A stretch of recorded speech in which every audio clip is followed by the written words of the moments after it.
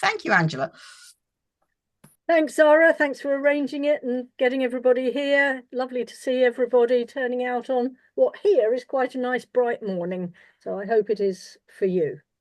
So the first thing immediately to do, I think, is to supplement what we did last time, where we had a couple of different ways to write the year. Now we're going to write the seasons, perfectly ordinary 4 words for the seasons. So this handout, and we will start with Kaishu. So you should see that it says the seasons and then Kaishu standard script. So that's the one you want this time. And just a little reminder that we are not copying the printed version. We're going to copy the calligraphy. And just to point out that there's actually a couple of versions of the calligraphy there. Let me just go to my webcam. So what we've got here, as we had on the handouts for the year, we've got the pinyin, how to pronounce it, the meaning, the stroke order, and then the standard script characters from a very useful internet site. But even these characters from an internet site that are standard script, they're pretty good, but they're not, one might say, authentic calligraphy. And so on the right, I've given you versions of these characters written by the Tang Dynasty calligrapher Yan Jianqing. And I think you can see that they're just a little stronger, a little more edgy, slightly sharper and more interesting shapes, particularly here. Yan Jianqing is famous for his very strong style, so he has these quite strong verticals, thicker than the horizontals, for example. So if you could manage to channel Yan Jianqing's style, that would be absolutely brilliant. Okay, so immediately I'm going to kick off with an orchid and bamboo brush. That's this tan coloured hair that we sometimes call wolf hair. So I'm putting the brush in water.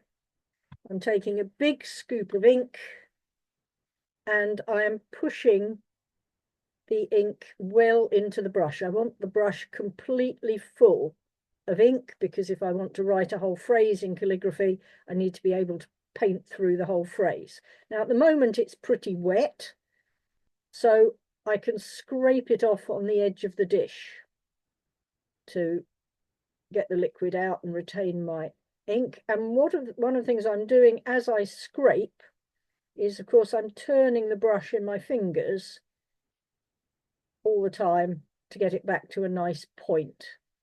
So please do fully load your brushes, fill them with lovely dark ink,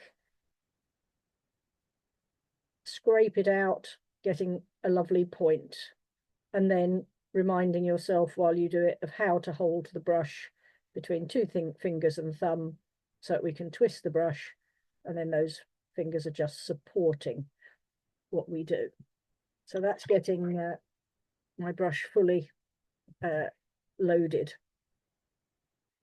Okay, let's just move the paper.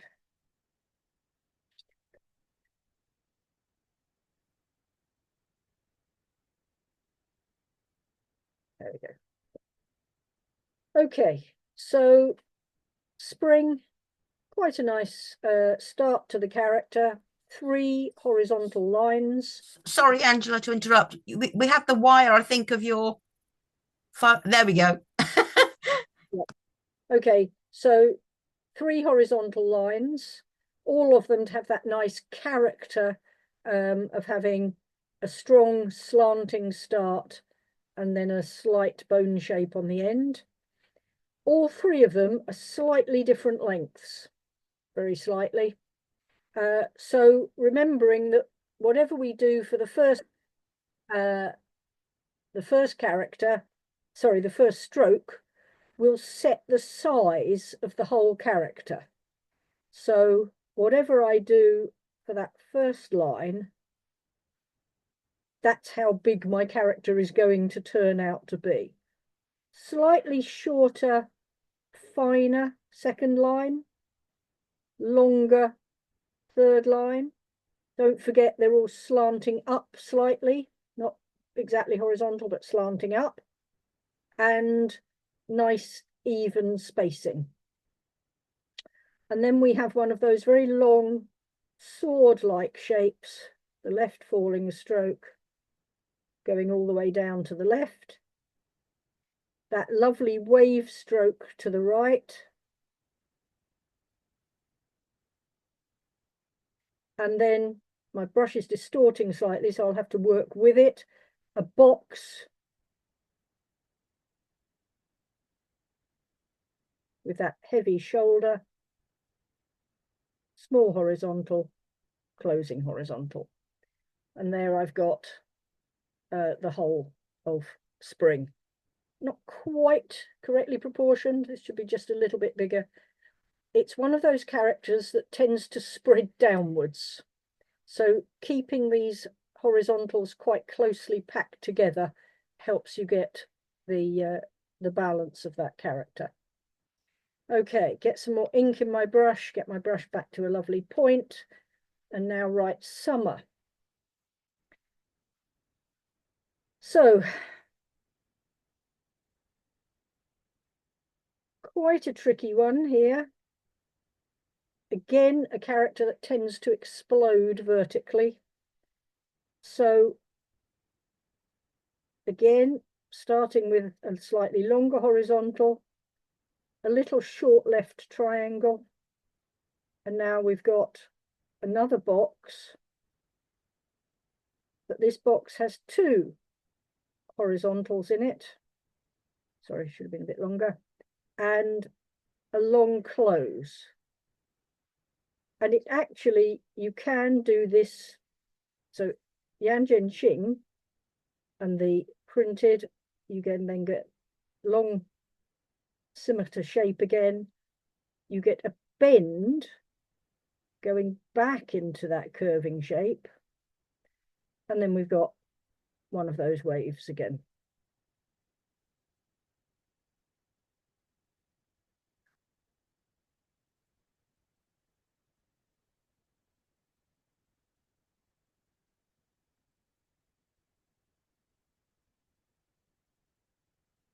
Okay, more ink. Now, autumn. So whereas spring and summer are very vertical characters, they tend to spread out vertically. Autumn has two parts, a left and a right. And it tends to therefore explode sideways, in my experience. So again, we need to keep it fairly compact. The top of it is not a horizontal, it's one of those little left fallings. So a left triangle, a horizontal, not too heavy. Now we have the vertical, and it's got that hook on the end. If you want, Yanjian Qing's done a hook, the standard script hasn't, so it's up to you. You could choose either. Another left dagger. And on the right, this is the radical for crop, you know, like in corn or wheat. And it would have one of those right falling strokes here, but because we've got the second half of the character, it's been reduced to just a dot. And then we get two more dots. We get these two dots, which I'm going to do as an up dot and a down dot. Another long curving stroke. Oh, I've done it a bit too long. Should be a bit shorter. Can you see here? Should be shorter there. And again,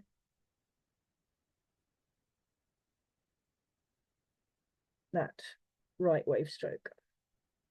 So, oh, should have made that bit a bit shorter. That would have made that character better, and the top of it isn't very good, so it should have been more. Okay.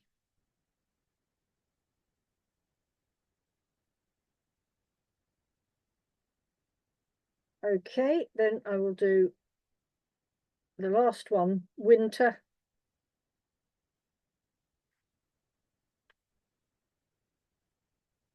Winter is really my favorite stroke character, I think, but deceptively simple.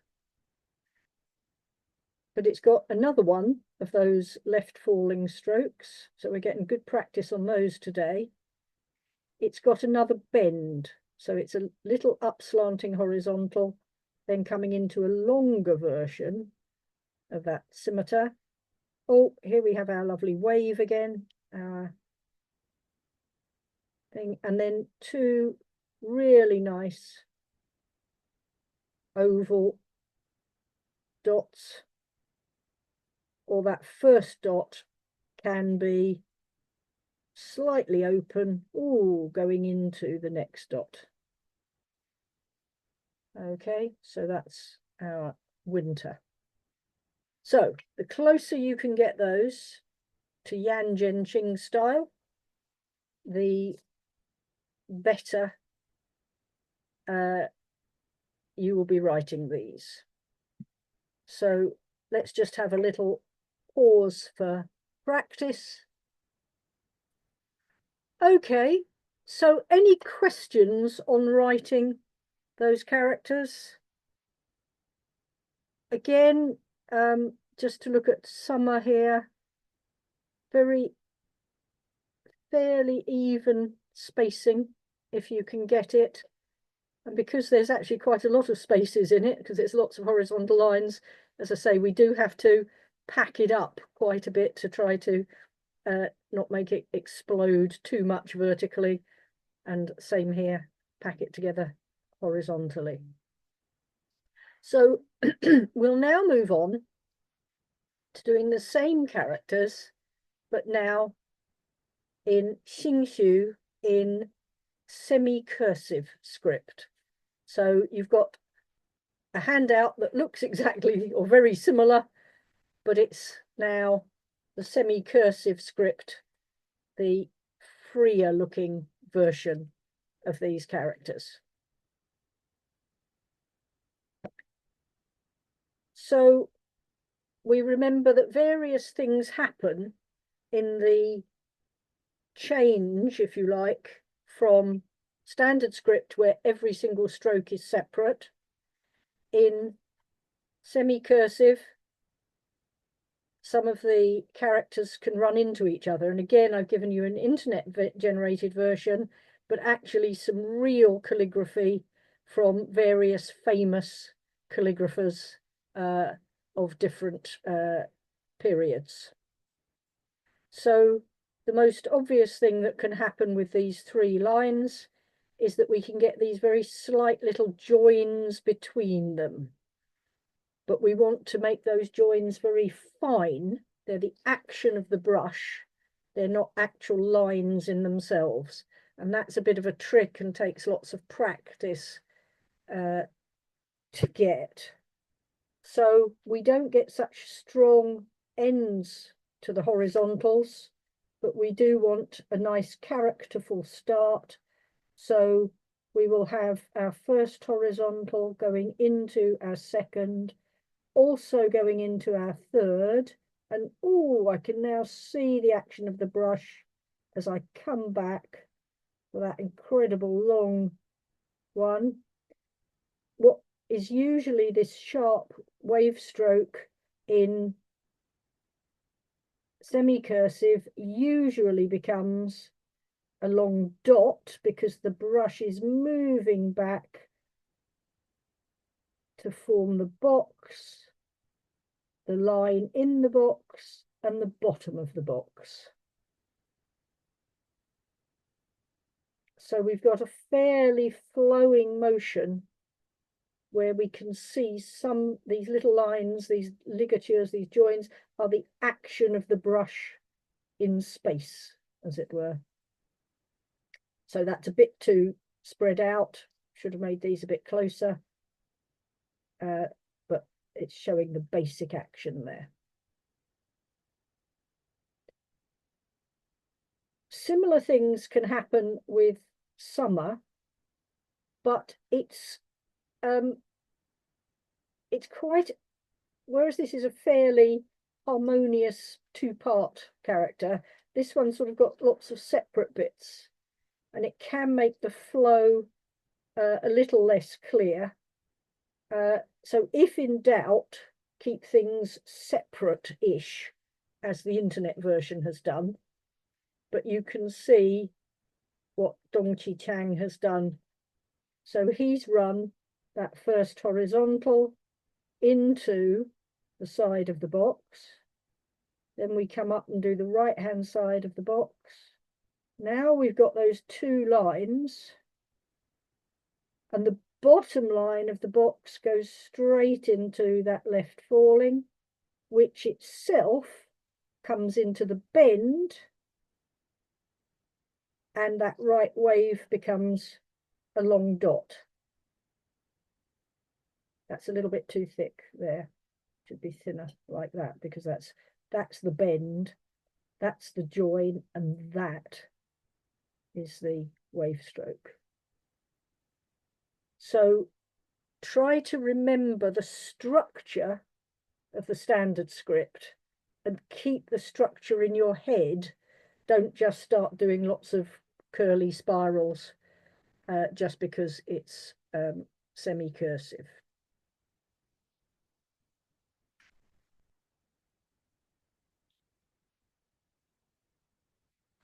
Similar things again with autumn. So this time it's possible that the stroke order is varying a bit here, but I'm going to keep it the same. So we've got a little left falling and our horizontal going up into our vertical. And now this stroke here becomes, I'm going back. There's my little dot. There's another dot. I'll do that again in a minute. It's not very good. Here's my left falling, and then again a long dot on the right. Those two dots, it looks too much like a line. That's bad of me. It's supposed to be two dots talking, but you can see a little bit of the line between them as you wish. So that's that character. You can see I haven't made it as big as this, or this one's too big. These are too big, perhaps, compared to that. And then to do winter,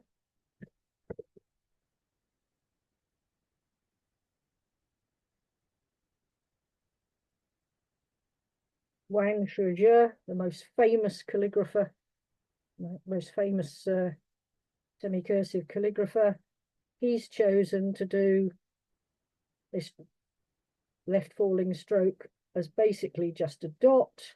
He's come back for a long curve. You can see the action of the brush here, going back into this. His is a bit of a wave. It could be a dot or a wave. And then those two dots run together. Don't make those too small. They've got to balance the whole character. Arguably, that could have been a bit wider. So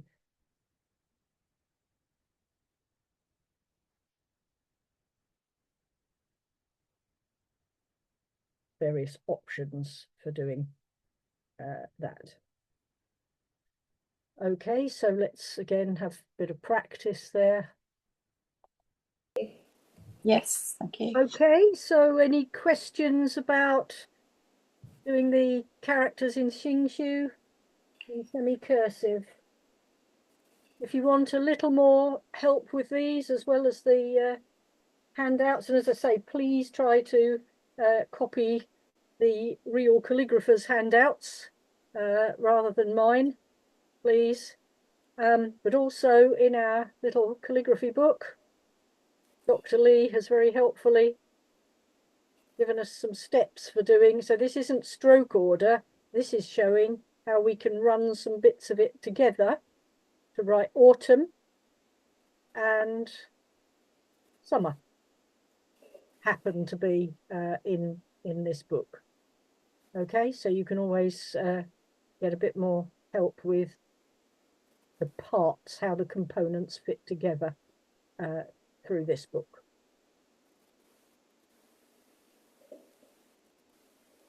Okay, so that's finishing off date from last time and the seasons. And now I want to look at actually putting inscriptions on your paintings. So for that purpose, I am going to share. Right, come back. Oh, wake up. Okay, so I'm going to share a little presentation which I hope you will be able to see. Can everybody now see? Yeah, we can see the slideshow. It just needs, there we go. Yep. Okay, great. So now we've gone to the actual show. Right, so the usual thing, vanity picture of me, but there is a purpose. It's in front of some calligraphy. Oh, and look, over my shoulder, you can see the character for spring. There you go. So there's always relevance. Oh, and there we are. There's moon or month from last time. So you never know what you're going to get in terms of calligraphy when you look around. Okay, so if I just go to take off the annotation, there we go. What's happened here? Ah, there we go. Right, so the order of inscriptions on Chinese paintings. If you have a title, and there isn't always a title as such, generally speaking, it's slightly larger than the rest of the inscription. So it can be an actual title, it can be a poem or a quotation, something like that. Talk a little bit more about that sort of thing in a minute. Then you can also put the time that it was written. Well, we've just examined that. Year plus month, year plus month day, or year plus season. I tend to default to year plus season. And as you know, I use the 60-year cycle for the year. So the time is always from largest unit to smallest. After the time, you can write about the place if you want, like painted in London or painted in your studio or just the studio name. I've got a studio name as well as my painting name. As you know, my studio is Stone and Water Studio. And then you can put your name.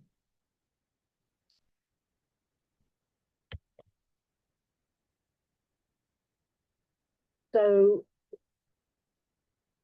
after you've put the place, as I say, which could be your studio name, city, town, anything you like, you can put the word painted, or painted in can go in front of it.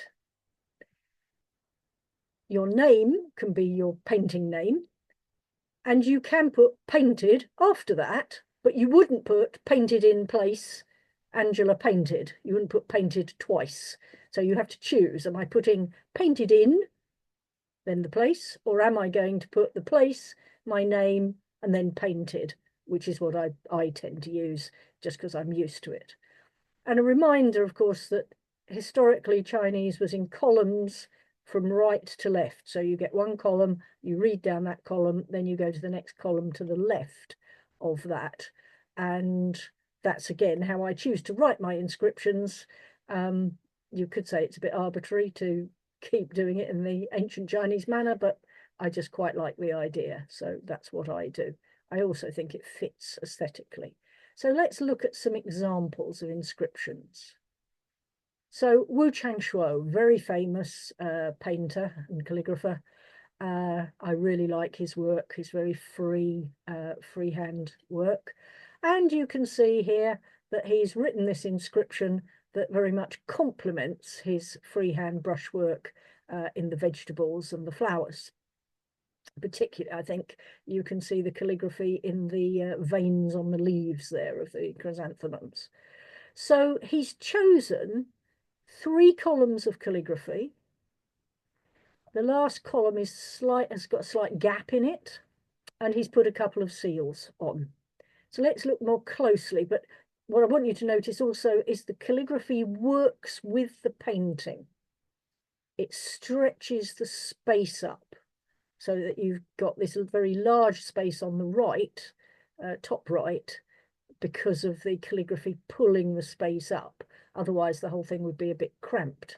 But he's used it to elongate it into a hanging scroll format. So here's a close-up of the inscription, and I've put the characters that are in the inscription with a parallel translation, So translation isn't word for word, it's broadly what it says. So one of the things you can see is, there we go, there's the character for autumn again. So that's 1, 2, 3, 4, the 5th character, 1, 2, 3, 4, 5. Well, there you go. That's pretty semi-cursive, bordering on illegible, but that's how he has chosen to write autumn, for example. And a reference to autumn and the eastern fence, this is the character for east, is always a reference to the poet Tao Yuan Ming, who loved chrysanthemums and wrote poems about looking at his chrysanthemums on the eastern fence. So as soon as you see autumn and east fence, you're referring back to Tao Yuan Ming's love of nature. Then we get something about our lovely aubergines being beautifully scented and plump and ripe. The next sentence talks about somebody called Bai Yang. There's Bai Yang, who was a Ming Dynasty painter. So Wu Shangshuo was just saying he's sort of channeling his methods, apparently. There we are, there's the word for brush. So Bai Yang's brush is what he's imitating here. And then here's our date. Here's our date in the 60-year cycle. And it's autumn. And then he happens to have also added that it's the eighth month. And then he's put the place, Anji, his name, and then he's put year 81, saying that he was 81 years of old, 81 years of age when he painted this. And the other thing is that the first 2 lines of this particularly look like a poem. They're the shape of a poem, 7 characters. And so we've got the idea of a sort of poem in the inscription. Then we've got a commentary on it. I've studied Bai Yang's method, and that's what I'm doing. And then we've got the date and his name, his identification. So we can see that he's made a slight break in that left-hand column after month and before his self-identification, his name. But the rest of it, the column breaks, do not necessarily go with the breaks as I've broken up the inscription.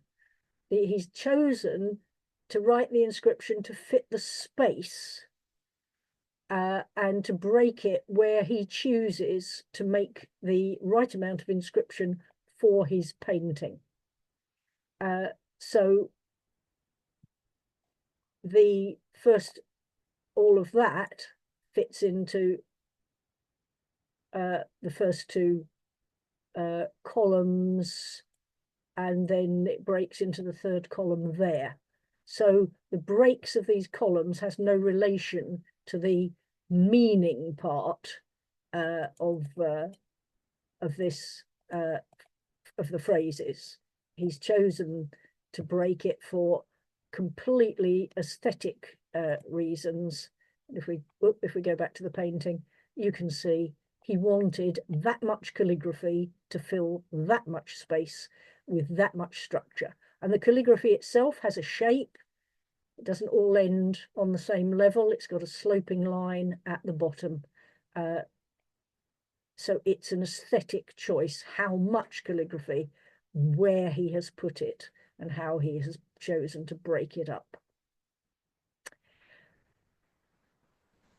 If we look at, so that's what I was saying, the way it's split happens to be fairly arbitrary. And then he's put a couple of his own seals. They're both his name seals on the bottom left there.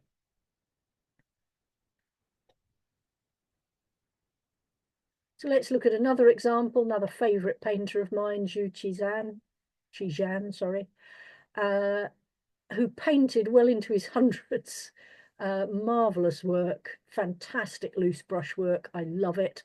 And therefore, again, his very distinctive style is echoed in his brushwork. So again, here we have, as fits a very freehand painting, he's got a semi-cursive inscription.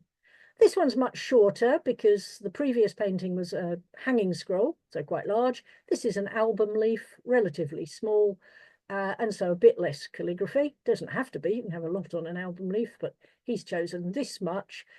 I suppose the verticals of the calligraphy echo the sides of the pot and the droop of the flowers out of the pot. And here's what the calligraphy actually says. So again, fantastic. We have got the two characters of the 60-year cycle. And then he happens to have used the solar term, great heat. And then he's painted in. And where did he paint it? Shanghai. And then his name. And again, talking about his age. So he's echoing Wu Changshuo and going, I painted this when I'm 100, which I think he's fully entitled to do. And then the seal in this case is Plum Blossom Studio. That's his studio name. So he's put, instead of a name seal, his own name seal, he's put a studio seal, which I think is a really nice idea. So again, he's very much, you know, in a very simple way, just happening to write the date, where he painted it, and his name. You've got a very nice, interesting piece of calligraphy. You can see also the ink drying out, getting paler as he writes through, which again is, I don't think it's an accident. I think he's perfectly capable of controlling his ink. It's just a rather nice aesthetic effect. So those two illustrations were to give you an idea of how you might use inscriptions on paintings. Two well-known painters painting exactly the sort of thing we've been talking about. A title, if you wish it, in the Wu Changshuo's case, a poem, and then very much the date, the place, and the name. So here's a few more Wu Changshuos, because you can't do better than him, sure, rather. And again, chosen just to show you some different uses of calligraphy. Since these are all hanging scrolls, not a big surprise that the calligraphy is fairly vertical, but it ranges all the way from one continuous long column on the right-hand painting, which I love, again, emphasizing the verticality of the plum blossom and narcissus. Whereas for the orchids, he's chosen to leave the bottom blank to emphasize the ground there, if you like, by pulling a seal right down to the right. And then again, emphasizing the verticality on the left with two long columns and then a shorter column of calligraphy. The lotus, he felt, was pretty much only needed a little bit of calligraphy right at the top. If he'd put it down at the bottom, I think it would have been conflicting with the rather lovely stems. He's done a really good job on the stems, so he's happy with that, so he's left that well alone. And similarly with the bamboo, very happy with that curve of the wind-blown bamboo. So just a little hint at the top, just a little something to put in that space. So these are choices, as I say, particularly in the hanging scroll format for vertical calligraphy. Whereas Zhu Qizhan, on his, again, these are relatively small album leaf size, more or less. On his little landscape on the left, I really like, it's a charming blue-green landscape, but very rough and free, like it a lot. And so again, he's put a bit of calligraphy, looks as though it says Cold Mountain, something or other. So he's put that. And you can see he has got the what I take to be the title or the description of the painting is slightly larger than the next bit, which is probably his name or place. And on the right, another little landscape. Can you spot the calligraphy? It's there, tucked away on the land, very typical actually of a landscape. You often see calligraphy on the rock or the mountain or something like that, or sometimes across the sky, sometimes in a very horizontal format. So these show different options for how you can play with calligraphy. More examples. I love the lotus on the left, beautiful and free, very free calligraphy there with a seal to the left of the columns. I like the way the calligraphy has gone over this bit of whatever it is, lotus leaf rock, a bit hard to tell. And just add the fact that the seal has now gone to the left. Normally you'd think it would be at the bottom of the column of calligraphy, but it's over on the left, just delightfully just lighting up that space, making even more interest in that there. And then there's another seal right down in the bottom left-hand corner. Whereas on the right, the calligraphy, again, you can see his title is large compared to, there we are, there's the date from the look of it, and the rest of it, and his name, etc. Looks as though he's writing a bit about what he's painting, something like that. And he's chosen this vertical, slightly wobbly, rather nice, matches the wobbly lines around the pak choi. And then the seal at the bottom of that column. So again, really showing loads of options for what we can do with our calligraphy. The calligraphy forms part of the composition of the painting as a whole, and the seals form part of the composition with the calligraphy and the painting. More examples just to show you, and partly because I like Zhu Qizhan. I like the fact that with the bamboo, there's so little bamboo leaf. You know, it's notionally a bamboo painting, but there's not much leaf. There's quite a lot of rock and quite a lot of calligraphy. So I love that. That's very aesthetic decision. Whereas the flowers on the right, he's chosen to make the calligraphy much smaller and therefore leave the flowers as the sort of main object there.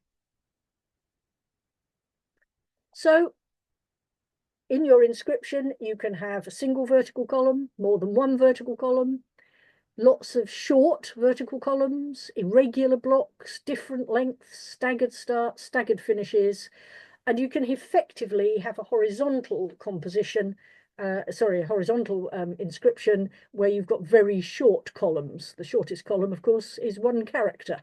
So sometimes you see what looks like just a row of characters across often the top of the painting.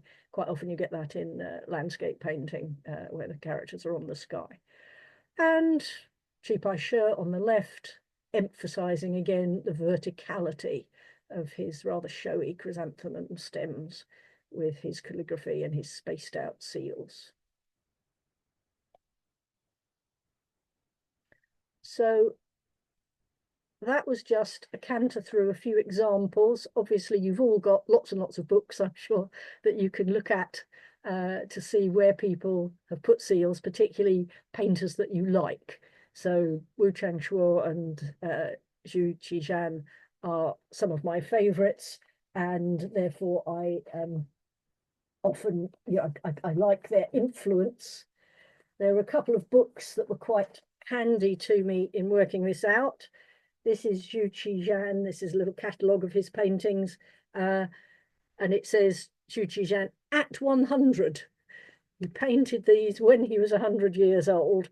And the very useful thing about these catalogues is that it actually tells you what the paintings say. So although I then have to work out every character, at least you've got an idea of what the different inscriptions are. And similarly, in this catalogue of the art of Wu Changshe, it says Changshe, but that's the same as Wu Changshuo. That was just a slightly different version of his name. This was actually printed by the University of Hawaii, and so is available. And again, very useful because it's got essays about the paintings, but also, there we go, what they actually say on the paintings, which is very useful to know. So yeah, here we go. For example, it's got all the seals and it tells you what the seals say and everything. So these are this useful sort of books for really looking at inscriptions and understanding what people are saying. So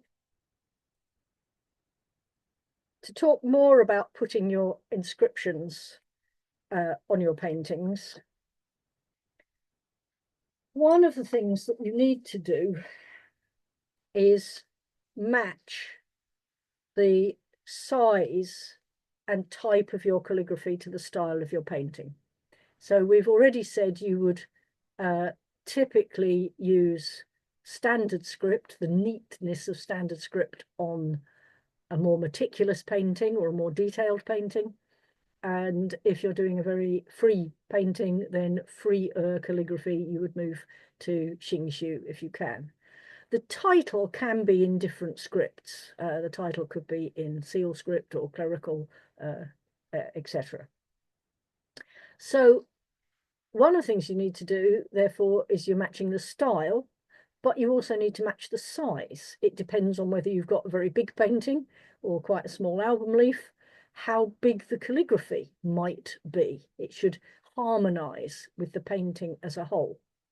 And for that reason, you need to choose the correct brush for your painting. Here's a few example brushes. So this is the one that I was using for this calligraphy. So if I'm doing calligraphy up to about that sort of size, I might use this large orchid and bamboo. But if I wanted to make my calligraphy smaller, it would make sense to move to a smaller brush. And if I wanted the calligraphy to be very delicate, I might use a pointier brush. I might use something like this. This is a relatively pointed brush and therefore can work well for running script for Xingxiu, not too large. On the other hand, this brush is very, very long and pointed. That's very difficult to control. I would only use this brush if I was doing slender gold style, which is a style of standard script and needs quite a bit of expertise and practice. This again is quite, can you see the proportions of this brush are longer and pointier compared to something like that?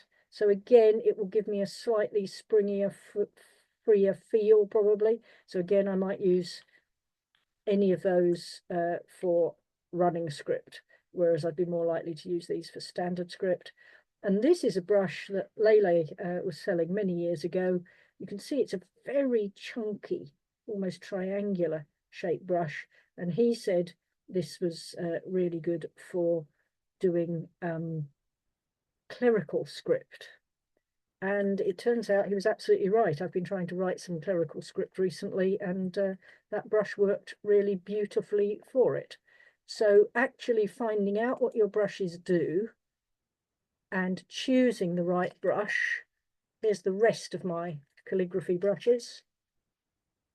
So I have chosen to make these separate from my painting brushes because sometimes with painting brushes you scrub them around quite a lot, whereas your calligraphy brushes you want to train to a point and not abuse too much. So if you can manage to have separate calligraphy brushes, that's a good idea. Although frequently I forget and use the non-calligraphy brushes anyway, but that's just a thought for maybe picking one brush that you know works for calligraphy and just keeping that separate. So match the style of the calligraphy to your painting, match the size to your painting, therefore choose the brush for the size of calligraphy you are doing. But bear in mind that if you choose a small brush, you cannot do large calligraphy with it. So you need to scale your calligraphy down. Now, one of the other things you do need to do is practice. So I was recently, the reason I was doing clerical script is I was trying to write this phrase, and I did quite a lot of work trying to work out how it fitted, where all the center line was for it, what size. I happen to want to write it quite large. So I used this as a guide underneath my paper to then write it multiple times, not tracing exactly, but just helping me to get the structure. I worked quite a lot on the structure of the characters. You know, some are quite square. This one, on the other hand, is a sort of trapezium shape. This is a sort of triangle shape. So having a sense of the overall shape of the characters and, you know, really trying to work out center lines and shapes and all of that sort of thing took me quite a while. And so I just want to show you that this, is the practice that I did before I got to one that I was even reasonably happy with. So if you're going to put it on a painting that you treasure, it pays to practice your calligraphy a trifle. It's a good idea. So, and also, of course, you can practice on your practice paper, but you should also practice on the painting paper, on the paper that you have done your painting on, because it will run slightly differently from practice paper. So practice on grass paper or practice paper to get the characters right, but then move to the actual painting paper so that you have got the same response. Otherwise it might run surprisingly and again spoil your paper. So practice. And one of the ways to practice, some people like to practice on grids. There are lots of different types of grid that you can use. Let me just find it. So this grid is called the rice pattern grid with the cross shape, whereas this is the 9 palace grid. And so these are ways to help you center your characters and balance them within the notional square. But of course, that's much more for standard script. For semi-cursive script, the characters can vary in size. They can be bigger or smaller. So it's a little bit more forgiving. It doesn't have to be quite so uniform in size. If you like to practice on these sort of grids to start with, and I think practicing quite large is a good idea to really get the structure of the character, but then you can go off grid when you want to write it. Another slightly useful thing is just lines where it just helps you get the center line and get the characters nice and vertical. And of course, any of these grids or lines, you can make your own versions of. You can print them out, or you can simply draw them. I tend to brush them on a piece of paper, so that's a set I did a while back for an inscription. And then I just use that under my painting paper as a guide, because one of the useful things about Schwan is it's comparatively transparent. So you may want a guide, and that helps you shrink the characters down to the right size for your painting. If you practice large, you can then bring them down to the right size. So it's a really good idea to think about using grids or lines under your painting as a guide. So apart from the date and your painting name, there's an incredibly large range of things that you can write on the painting. If you've done a lovely landscape painting, you wouldn't normally just write landscape painting on it. It should be fairly obvious that that's what it is. So you would write a more artistic title about the green of the distant mountains, or contemplating the autumn foliage, or something like that, which is again exactly why we produced this book, to give you the sorts of phrases that you can reasonably use on paintings. There's one suitable for pine, if it had pine in it. And that could be a close-up of a pine, it could be distant pine on the mountains. It would be, a perfectly nice title to write on the painting. So there are various ways to accumulate phrases. There's the books that we've published. Lele's second calligraphy book has various phrases in it, and these are particularly nice because he's written them in several different scripts. So not only has he written them in standard script, but also in semi-cursive, clerical, and seal script. So that's a really good source of phrases. Most of them are sort of quotes from poems, I think all of them are poems or proverbs, which are quite nice. So that's a nice, useful source. There are lots and lots of books you can get. You can get books of idioms and proverbs. You can get books of poems. But of course, the trouble with things like this is they have the characters, but then you have to turn the characters into actual calligraphy. You have to write them calligraphically. Don't copy the printing. But they're a good source of things. And of course, the internet is now awash with Chinese soft power. There's loads and loads of places you can go for phrases and so forth.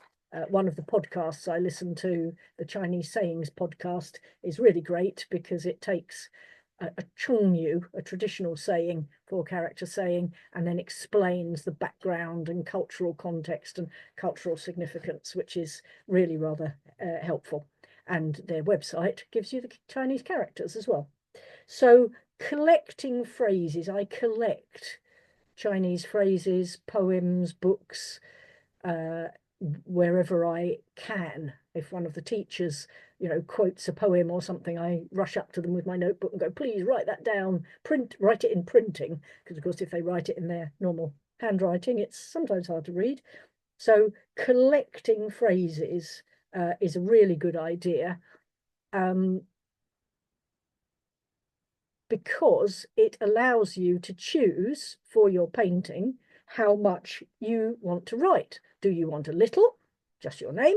Do you want a bit more, date and name? Do you want a lot more, a poem or a line of a poem and the date and name? And so it's a very easy way to build up quite a lot of calligraphy by picking all these components. This is why I've emphasized the date. It's a really useful addition to what you can write on your poems, on your paintings. Be very careful copying inscriptions from famous paintings unless you really, really know what it says. And I mean what each character says, because even when you see the translation, it may not match one-to-one with the characters, and you could end up copying Wu Changshuo's name, which is considered a bit infradig. So make sure you know what you're actually writing. So the next thing is, where on your paintings do you put the calligraphy, and how do you decide? I've asked the Chinese teachers repeatedly this question, and the answer always boils down to put it in the right place. So we need to know, how do we decide the right place? And this comes back to our considerations of the composition of the painting that we've done, and in particular, the notion of space. In Chinese paintings, the white space is as important as the painted area. The balance of painted and white is what is important. It's all tied in with Taoist balance and yin and yang. And so sometimes what affects your decision for calligraphy is sometimes to use the calligraphy to open the space up. We saw that with that first Wu Changshuo painting, where he'd put his sorry, I have to show you that again, where he had put his there we go. He'd put his objects relatively low down. And interestingly, he's only got sort of two sort of rather large lumpy objects. So what the calligraphy does is then it forms a triangle. The center of the calligraphy and the center of these form that asymmetric triangle that we so often see in composition in Chinese paintings.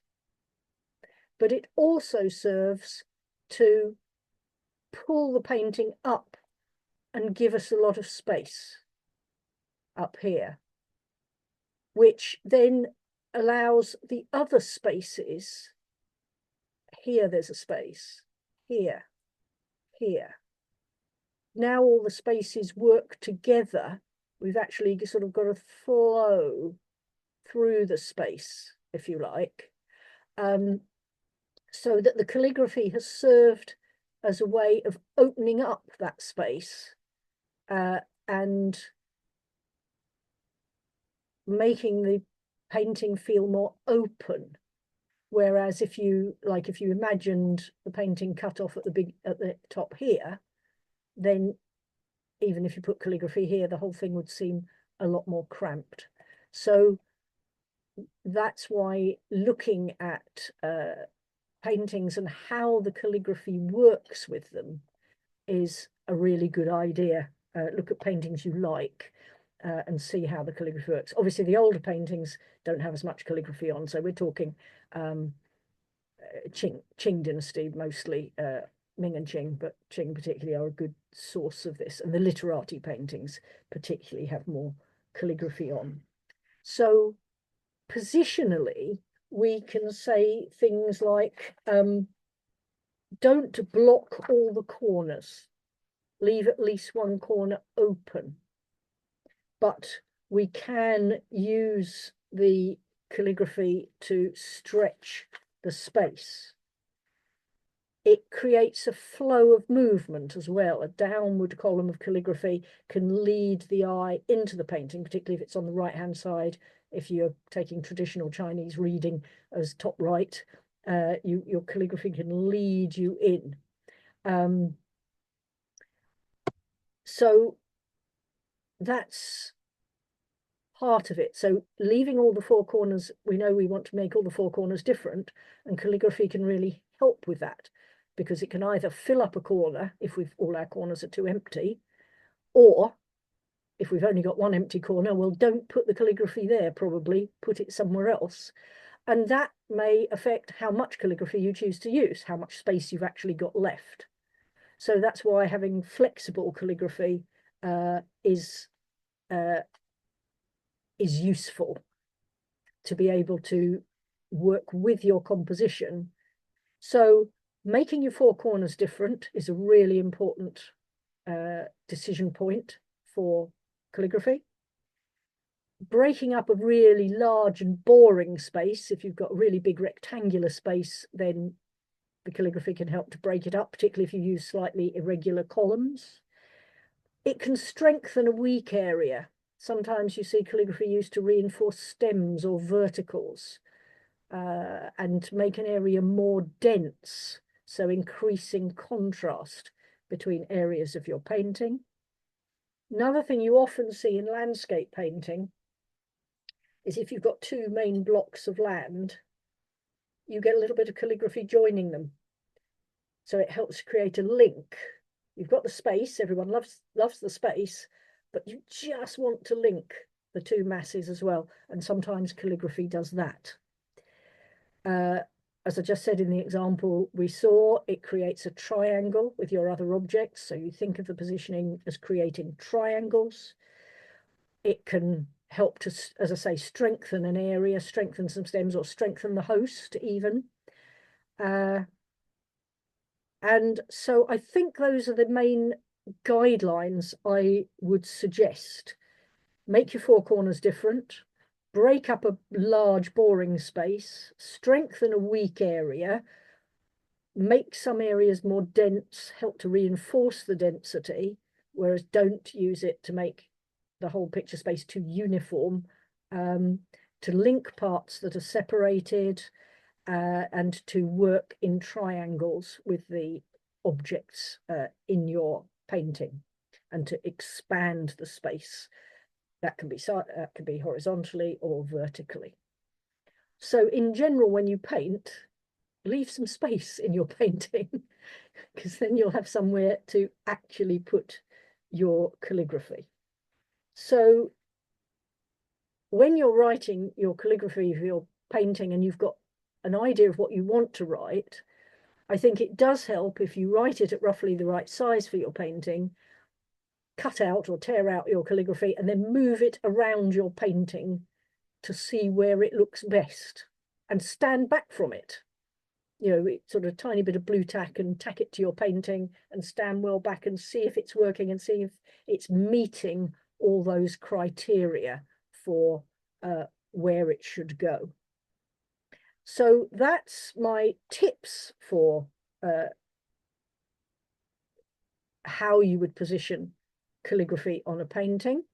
I'll talk about seals a bit in a minute, but just for now then, are there any questions, if you want to unmute or whatever, any questions on positioning? And has anyone got a painting that they would like to discuss where to put calligraphy or how much or whatever?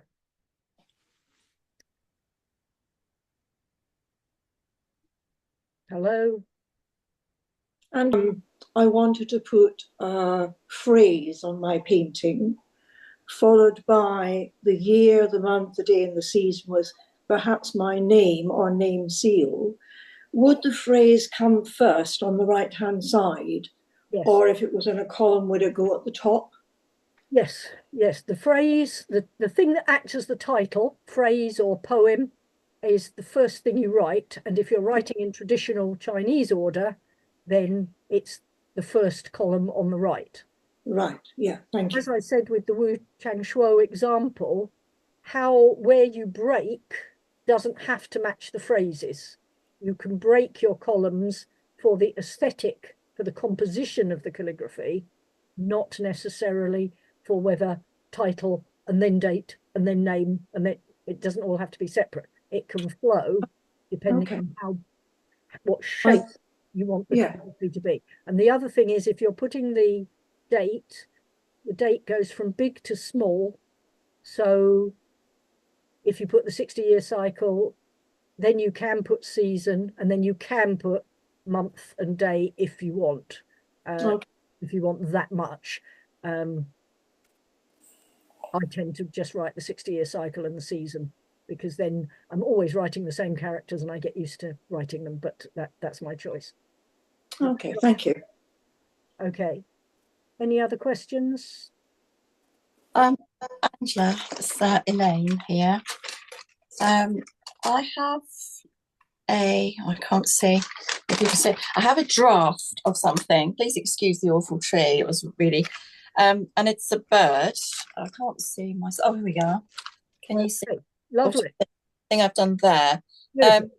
And I seem to remember being told that if you've got a bird, you must leave space for the bird to fly out. Is that true? Yes, generally speaking, that's true. There are paintings where the calligraphy is in front of the bird, but as a general rule, that makes sense. Mm-hmm. So yes, in your painting, can you hold it up again? You would not put yeah. calligraphy. Yeah, it's. I'm going to do it again, but obviously, thinking about the composition. Use it as an it's example. A bird in flight with a pine tree. Absolutely beautiful. So you wouldn't put the calligraphy all the way down the right-hand side in front of the bird. We absolutely give it space.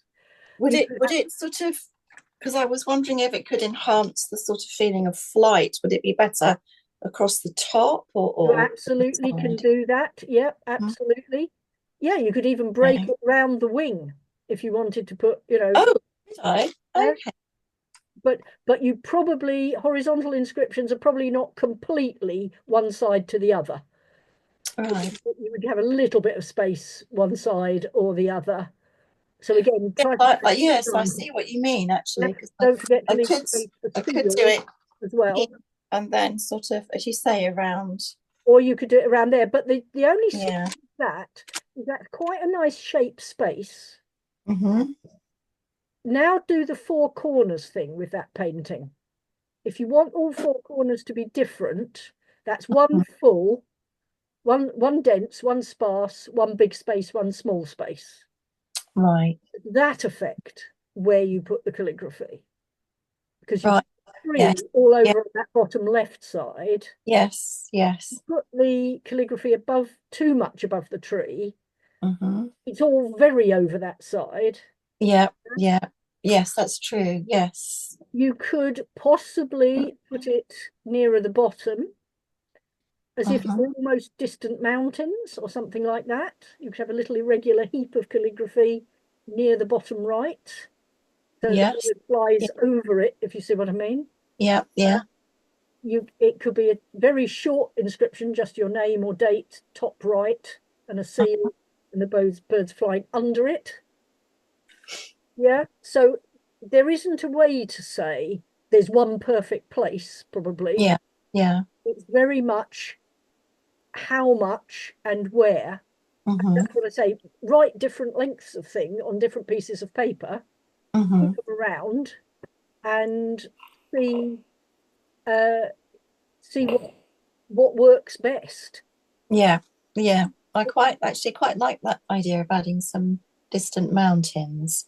I might think about that. Yeah. Say sometimes calligraphy is sort of almost pretending to be something. Right. Yes.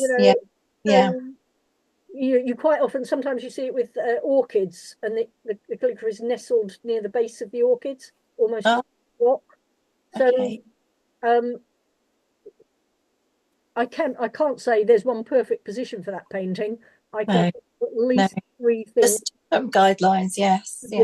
That's very helpful what you've said already. Thank you. Okay, thank you. That's useful. Anybody else got anything they'd like to ask about? Any paintings anyone wants to ask? Angela, I'm just wondering, because we've got time, whether people would like you just one more time to actually demonstrate the actual writing of the calligraphy, so they can see what you're doing with the brush again. Okay, sure. If that's okay. Yeah, it's certainly okay for me if that works for everybody else. Yeah, sure. That'd be quite nice. Sorry, it's Trisha here. Yeah, it'd be quite nice. I think because last week we did lots of little bits, maybe have a whole like inscription that we can put on with the date and the Okay. season maybe or something? Is that, sorry. Thank Oh, you. no, that makes sense. That makes absolute total sense. All right. Okay. So if I just use this piece of paper here, so I'm just going to see if I can get my webcam a bit higher. Nope, totally failing to do that.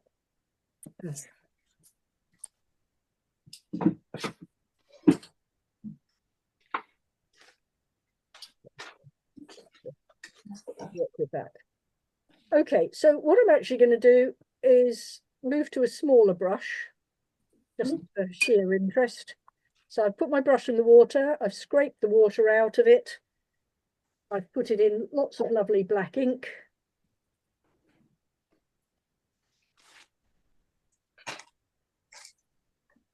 And so if I were going to write an inscription on my painting today, I would write the year. So I'm doing running script, semi-cursive. These characters don't get very cursive, so that's about it. But of course, I can get quite cursive with my year. And then it's definitely winter. So there's my winter. And I would also write my name. So this is my current painting name.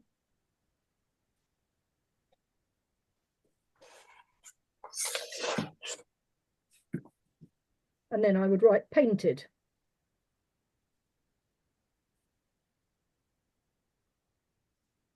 So that I've immediately got a couple of columns of calligraphy that I could write on my painting nice and neatly.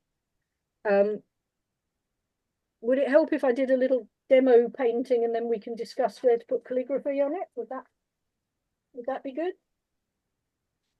Yes, no? Yes. Okay, so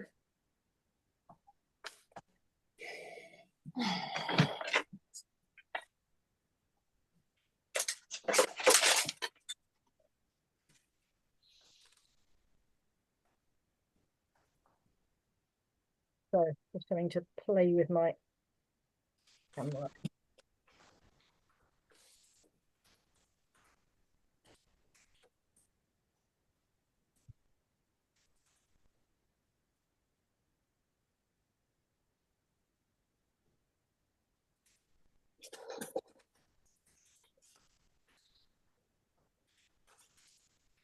Okay, so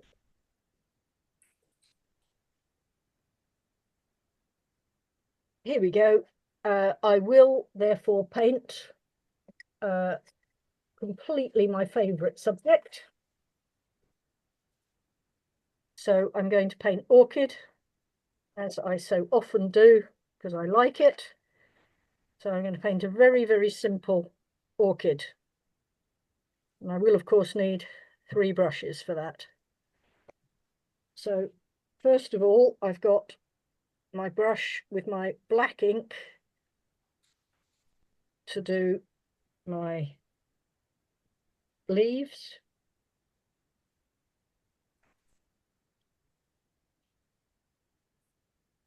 Don't remember.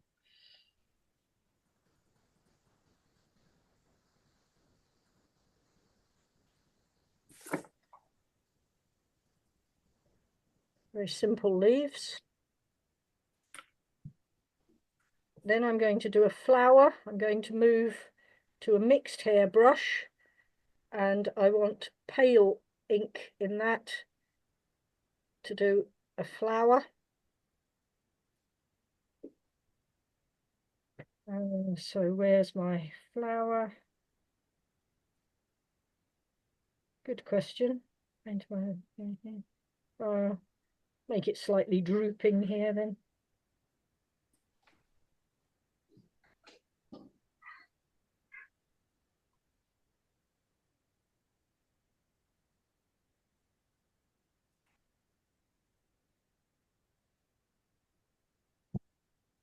And then I need a smaller brush with, again, very black ink in it,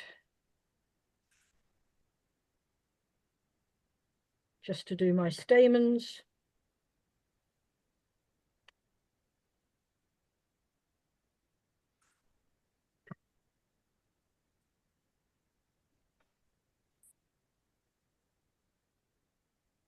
So there's my painting.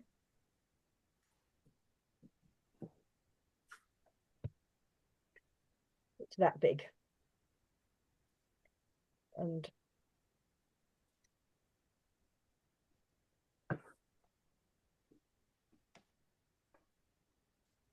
okay, so where would I put, if I wanted this phrase, if I wanted that much on it, what am I going to have to do? And where am I going to put it? Anybody? Well, could you run it like down the left-hand side so it continues up that line of those leaves? There's not quite enough space. It feels like it's a bit squashed, but yeah, up there you see, so it pulls that up the side. Yeah, okay, so I absolutely, yes, you could put it here. If I just look at the whole of the rest of it, sorry, I'm just needing to adjust this camera again.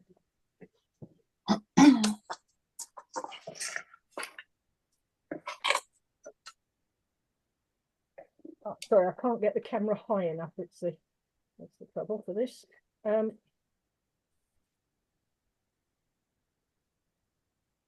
Given that that's the size of my paper, I feel that if I put it here, in the first place, I quite like this space. It's relatively interesting. And it's leaving me an awful lot of blank space here. So I probably wouldn't choose to put it there. And also, I'm going to have to write it a lot smaller than that on this particular painting. This is a sort of album leaf size. So yes, I could think about putting it there. For me, that's not necessarily working as I would wish. Any other suggestions?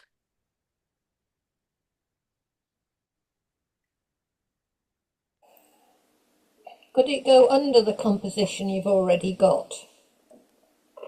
Yes, yeah. So, I mean, various places. Traditional place, obviously, is, oh, sorry, hang on. And as I say, it's going to have to be smaller. Certainly don't want it over here, all the way down here, because that is a great blocker. You know, I've got quite a nice flow. I think even up here, even if I made it much smaller, possibly up there. But I must say, I'm feeling as though something here, maybe, sort of echo the flow round here. And if I put it here, I'd want it in quite a horizontal format. Yeah. So let's give that a go and see if it works. And it may not, you know, it may not work. Angela, for my eye, the end of your long lower leaf is at the same level as the base of the orchid. It needs something to break that. I think that's a really good point, Zara. Excellent. Yeah. So if I put something more here, again, if I put something around here, it'll probably bring it down a bit. So let's see. It may or may not work. And as I say, I've got to get it a bit smaller. So let's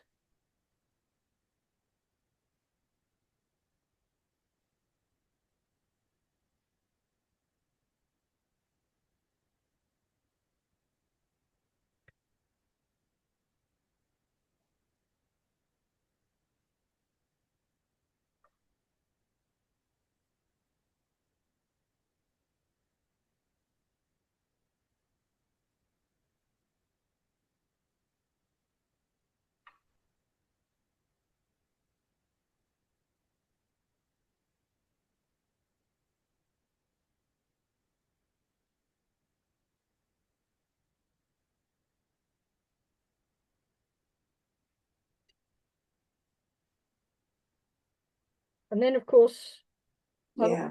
the seal here, which, let me just hang on, there'll be a short pause while I wrestle with my seals.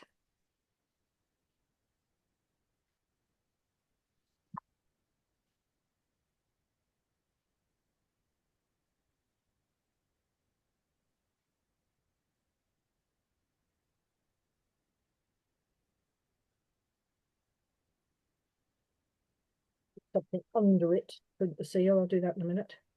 Sorry.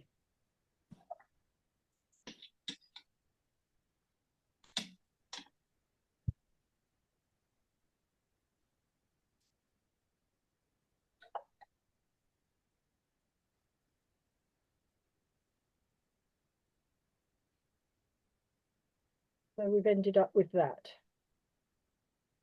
What do you think? Maybe could even put a small seal there, just a little tiny one, because I'm finding that a little bit straight. Maybe I should have done one character, so I could put a seal there. So that's just a possibility. So I'm not saying that's perfect. I'm saying that's an option for this painting. And I don't think it's bad. I certainly liked Zara's suggestion of making those, breaking that sort of visual thing. Maybe it could have been a bit tighter in, but I'm quite liking that. I could also have a seal up here. Could have a starting seal here. So actually, if I had a starting seal there and a little seal there and a big seal there, then I've got a very nice arc of 3 red marks that also can emphasize the picture space quite nicely.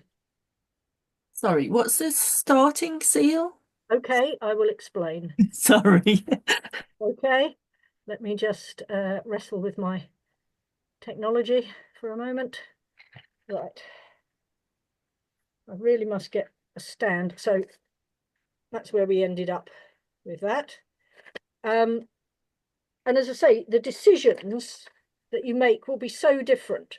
If I'd started the whole painting a bit further down, then that wouldn't necessarily have worked. If, as Zara says, I'd got to both ends of the leaf at different levels, then I would have had a different consideration again. So it absolutely very depends on your exact painting. Would we like start a painting knowing that we're going to put some sort of calligraphy on, so actually leave a space specifically, or is it something that we would just put on at the end once we've seen the composition?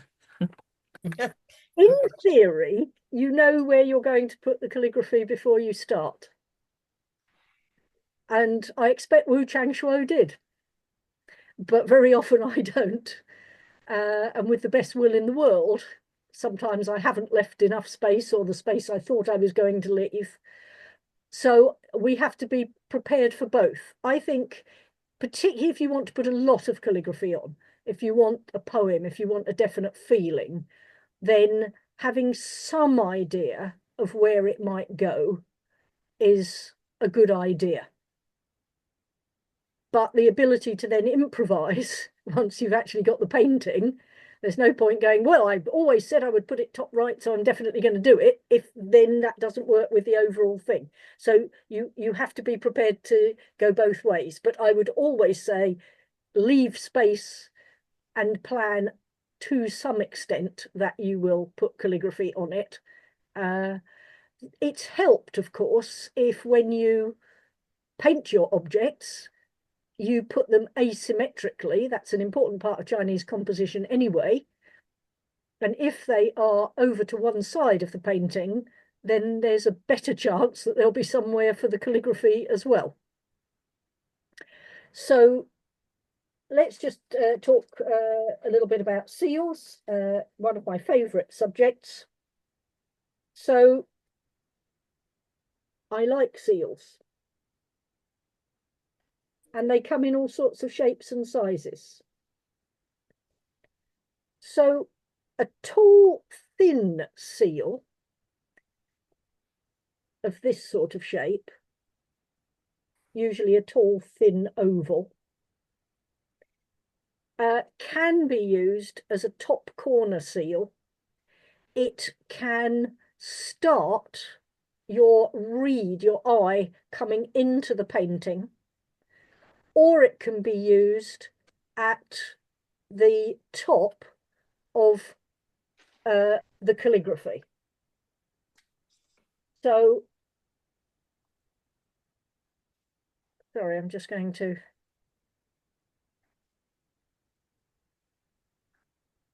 So on this painting, of mine on the wall here, you can see that there's a tall, thin seal at the top of the calligraphy, and then my name seal at the bottom. So that I have used that seal with the calligraphy to make a composition. Also to start looking at the painting here, and it just makes a nice composition. So seals like that you would use in that sort of position. Just show you another one. Oops. Sorry, there we go. There's another painting with a top corner seal used with the calligraphy. Sorry, go back to, that's rather vertiginous when I do that. So a top corner seal is a tall, thin oval seal, or you could use quite a small seal at the beginning of the calligraphy. So I have various tall, thin seals that I use as starting seals. There's another category of seal. I mean, there's lots of different ones, but another useful idea is a bottom corner seal. Painting. Could you turn your sound off, please, Clark? Thank you. A seal that weights the bottom of a corner. So if you've got calligraphy on one side, then say near the top, and a seal, then a seal in the opposite corner can be quite nice. It should typically be larger if it's in a larger space. And in particular, Lele refers to a very big seal as mending white. You've got a giant white space. You can put a large seal in it and make it look interesting and break up the space. So having seals in a variety of shapes, and also some with red characters on white and some with white characters on red, yin and yang. Sorry, that was yang and yin. Is a really good idea. So you've got a range of seals. For example, I have, I got currently 4 different sizes of name seal, because if I'm putting calligraphy on a large painting and writing larger, I want a larger seal, and if I'm putting it on a smaller painting, I want a smaller seal. So I have my name seals in a range of sizes, which is quite useful. And then all these seals have phrases. They're all what are called leisure seals. So they've all got phrases or nice meanings, bits from poems, which, and again, collected over the years in China and here. If anyone wants a seal made, I do carve seals, but it takes me absolutely ages, and I'm hideously behind on 2 from last year at the moment, so I'm not really offering that. But Desmond Chung is a really good seal carver. If anyone went to his exhibition up at Lauderdale House, he had one of his pictures was just seals, and they were really very good. So I don't know if he does it commercially, but he's on our list as a seal carver. So I would be asking him for a seal because he's really rather good at it. So any further questions on? Angela, sorry, it's me again. I've got Lele's book here. And who am I talking to? Can I just get everybody back? Let's.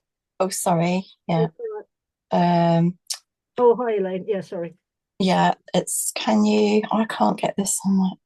That's it. So I'm looking at this one here. Now, if I wanted to change the layout of that, do I read? Obviously, I go top to bottom. Is it read like that, or is it read? He's written it in English language order. Okay. I think because it starts long wind from the look of it. What, this one here? Or long something. So I believe that he has written those. Let me just check. Hang on. Thank you. What page you want? I'm on page 125. And it's the one achieving an ambition. Whoa. That is a really good question.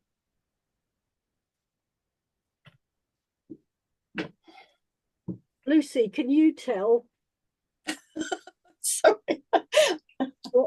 whether that starts left to right? I think it's in English order. Angela, yes. Oh, thanks, Eva. It says long wind. It's the top left. Yeah. Top left. Left. Yes, that one. It starts there and Right. it goes across horizontally. Yeah, exactly. Yeah. So he's written these in English language. Okay, so from left to right, so and then you left would to have right to on the write bottom again. first character on the left at the top, next Yeah. down. Yeah, so the whole thing has got to be rotated basically 90 degrees. So sorry. So the top line goes left to right.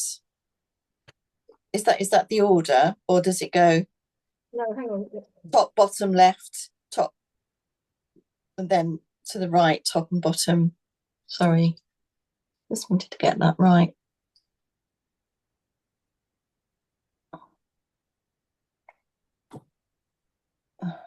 Oh. Right.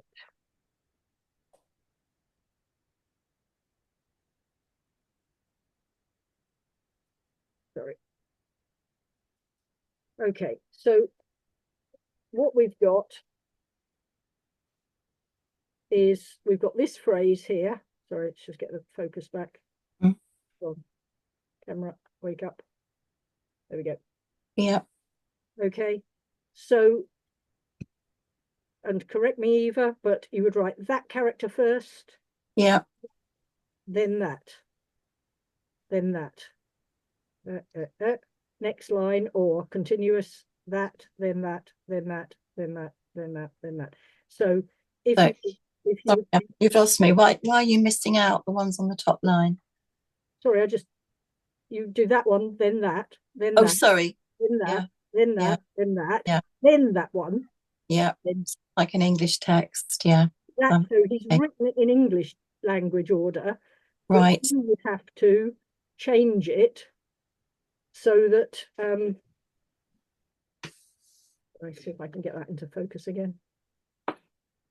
So you could write it sort of vertically, could you? Yeah, of course you could. And then just put the characters, arrange them as they're in the right order. Yeah. So you would write.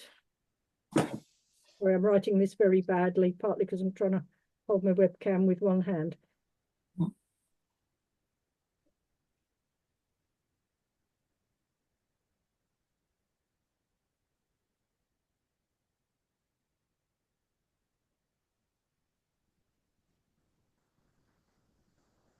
Okay, so you'd be writing.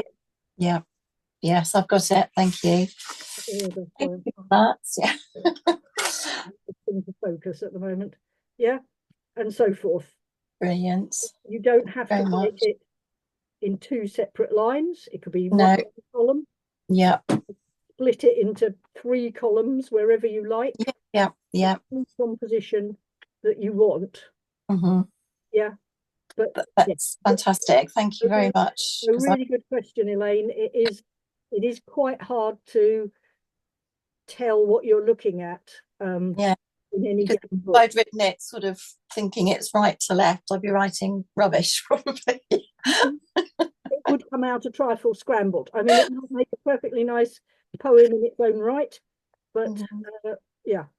So yes, good point. Know what it is you're using, how you're using the characters, what order they're in, right? The source you've got. It is. Thank you. Thank you. No, that's a really good question. Thank you for that. Very helpful. Sorry, it's Trisha again. Too many questions though, sorry. I just want to get this right. So I know we did the 60-year cycle, but if we were going to write this year, I know you told us last week and I haven't noted it down, sorry. Would we put the number, then year, then number, then month, then number, then day, or is it year, number, month, number, day, number? Okay. Answer that in 2 different ways, as they say.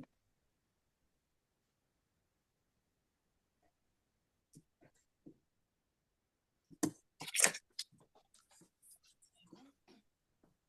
think you did show us on a slide last week, sorry, and I just haven't noted it down.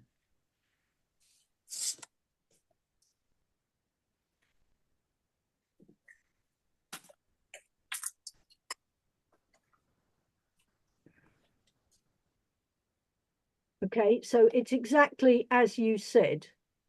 You spell out the numbers and then you put year. So of course, if you're writing it vertically, it'd just be one up first, top downwards, yeah. 2, and then you'd have to write that evil bloody thing, etc., which I'm finding it hard to do with this. Oh, I can't do it. Then you'd have your 2 again, then your 5, then your year. So you'd be writing it vertically. And then, so the weird thing that we said last time was when you write the year, you have to spell out each digit, 2025. Whereas if you want to add month and day, you have to write Chinese numbers, and that's the number for 11, for example. And that's the number for 15, 10, 5, 10, 1 for 11, 10, 5. Whereas, so that's a slightly different format from spelling out the numbers when you do the year. So it's one of the many reasons I don't usually bother to put the month and the day myself. I just tend to put year and season. But absolutely, if you want more characters, then that's how you write it. But you would have to write it vertically.